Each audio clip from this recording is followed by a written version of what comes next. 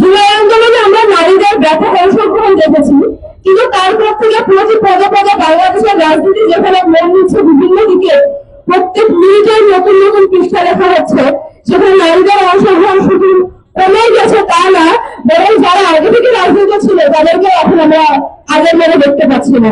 আমি নিজেই ক্যামেরার সামনে খুব কম আসি, প্রতি পদে পদে আমাকে মানুষজন এই প্রশ্নটা শুনতে হয়, জুলাইয়ের নারীরা কোথায় হারিয়ে গেল। দেখুন, সত্যি কথা বলতে কি, বাংলাদেশের নারীদের রাজনীতির অংশগ্রহণ এই কাজটা সবচেয়ে বেশি কঠিন করা গেছে শেখ হাসিনা নিজে। শেখ হাসিনা 16 বছর ধরে যেই লুটতরাজ, দুর্নীতি, খুন, গুম, আয়নাঘরের মতো দৃষ্টান্ত তৈরি করে গিয়েছে, তাদের বাংলাদেশের নারী পুরুষ নির্বিশেষে মানুষ নারীকে রাজনীতিতে বিশ্বাস করতে সময় নিবে। শেখ হাসিনার এই পাপের ফল আমাদের সবাইকে ভুগতে হচ্ছে, এবং এই জন্য বাংলাদেশের রাজনীতি যদি নারীদের অংশগ্রহণ আবার সুনিশ্চিত করতে হয় এবং সত্যিকারে বাংলাদেশের নারীদেরকে রাজনীতিতে নিয়ে আসতে হয়, সবার আগে প্রয়োজন শেখ হাসিনার বিচার নিশ্চিত।